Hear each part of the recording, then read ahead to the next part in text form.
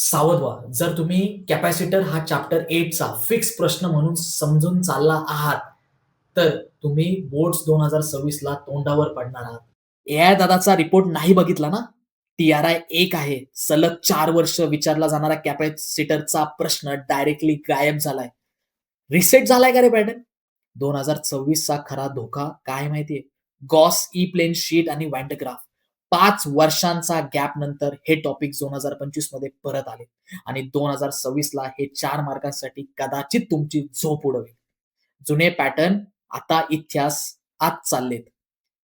ॲपवर तुम्ही जर प्रत्येक चॅप्टरचा 2026 चा रिपोर्ट नसेल पाहिला, तर कदाचित तुम्ही चुकताय. कारण 2026 चे मोस्ट आय-एम-पी फिजिक्सचे 7 पेपर सुद्धा अपलोड झालेत, जे निम्म्या रात्रीला सुद्धा तुझा गेम चेंज करू शकतात.